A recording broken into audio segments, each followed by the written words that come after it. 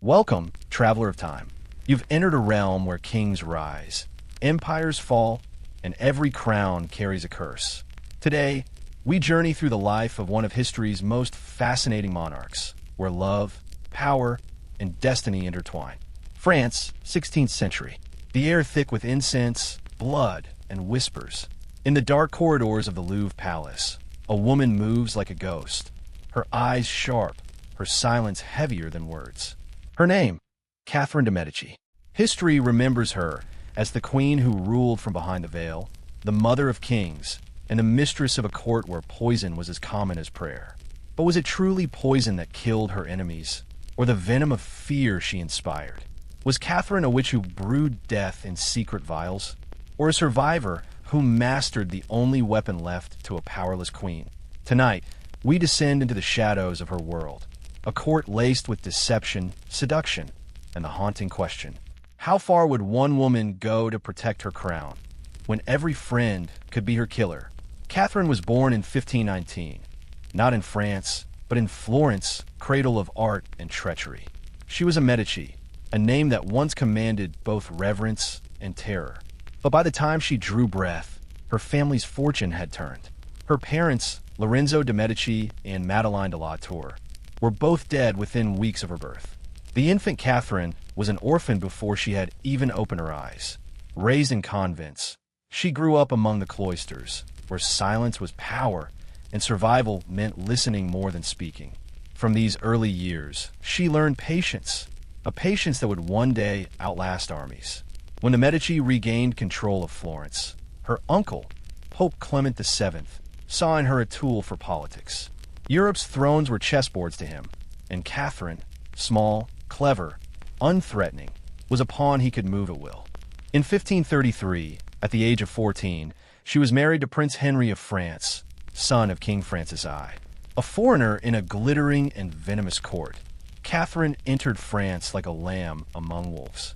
The French nobles whispered, the daughter of merchants, the Italian witch, unworthy of a Valois prince. Her husband barely noticed her. His heart belonged to another, the elegant, ruthless Diane de Poitiers, a woman twice his age, but unmatched in her power over him. Catherine's smile never faltered. She learned to watch from the shadows, to flatter, to disarm. She buried her humiliation beneath grace and studied everyone, every face, every word, every secret. In her private chambers, she surrounded herself with the knowledge of Florence, philosophers, mathematicians, and alchemists. Among them came a man whose name would echo through the ages, Nostradamus. The seer found in Catherine a rare listener, a woman who sought not comfort but foresight. He warned her of a crown drenched in tears, of sons who would die before their time, and of a throne that would cost her soul.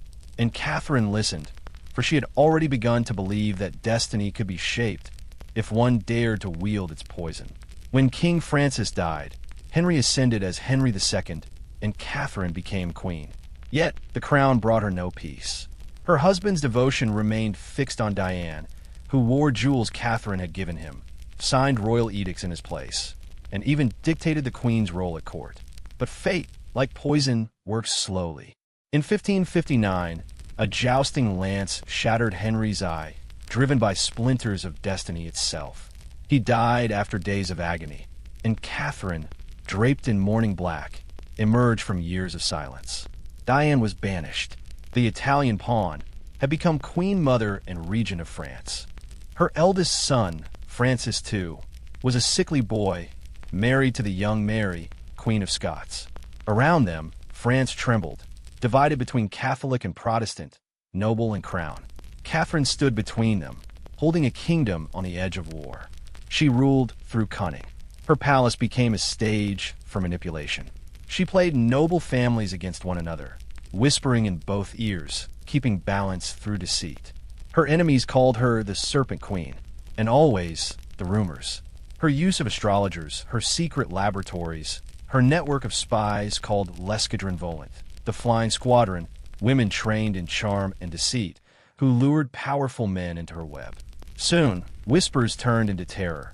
That Catherine kept poison hidden in the walls of the Louvre, disguised as perfumes and powders.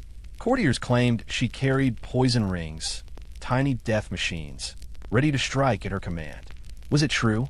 No one could say. But her enemies died suddenly, their cups half drained, their faces pale. In an age where science and sorcery were twins, truth mattered less than fear. And fear was Catherine's kingdom. In 1572, Catherine made a decision that would damn her name forever.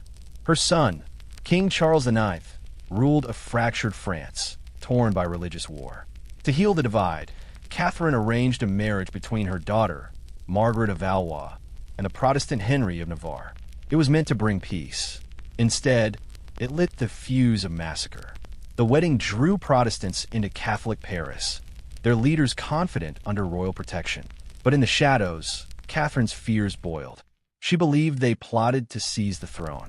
Then, on a warm August night, the bells of Saint-Germain-l'Auxerrois rang, and death flooded the streets. This St. Bartholomew's Day massacre began. For days, Paris ran red. Huguenots were slaughtered by thousands. Men, women, children. Catherine rode through the carnage, her black veil fluttering like a crow's wing. To some, she was the architect of the massacre, a queen who had turned the Feast of Unity into a festival of death. To others, she was a desperate mother, doing what she must to save her dynasty from ruin. But history is not kind to women who rule with iron. The blood of Paris would forever stain her name. Her sons, Francis, Charles, Henry, all weak, all haunted. They quarreled, sick and died. She outlived them, watching her dynasty crumble like poisoned glass. The Valois throne she fought to protect slipped into chaos. Henry of Navarre, once her daughter's husband, once her enemy, would become king, founding the Bourbon dynasty that replaced her own. Catherine had played every game, won every battle of intrigue, yet lost the war of time. In the final years of her life, Catherine wandered the halls of the Louvre like a shadow of her former self. Her black gowns became her armor, symbols of endless mourning.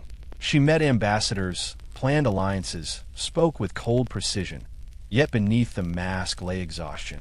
Her reputation had outgrown her, the Black Queen, the poisoner of France, the witch of the Valois. Her enemies saw in her every plague and death, every betrayal. But those who knew her saw a mother fighting for survival in a world where mercy was weakness. She had learned to poison not just bodies, but hearts, minds, and history itself. Catherine de Medici died in 1589, just months before Henry of Navarre claimed the throne as Henry IV. Her body was denied its proper burial during the chaos that followed. It would be years before she rested in the Basilica of Saint Denis, her final crown lying above a dynasty long gone. And yet, centuries later, the legends persist. The perfume bottles said to contain deadly elixirs, the ring of poison hidden beneath her glove, the court where beauty and death danced hand in hand. Historians now question the truth. Was Catherine truly the poisoner, or was her legacy poisoned by those who feared a woman's power? What we know is this: she ruled through intelligence, not sorcery, through patience, not wrath. But in an age of men and murder, wisdom itself was a crime. So when you hear her name, Catherine de Medici, remember not just the rumors, but the reality of a woman who learned in the Game of Thrones, survival is the deadliest art of all. Centuries later, the echoes of Catherine de Medici's poisoned court still haunt the ruins of history. If stories like this fascinate you, don't forget to like and subscribe. More untold tales of history await you.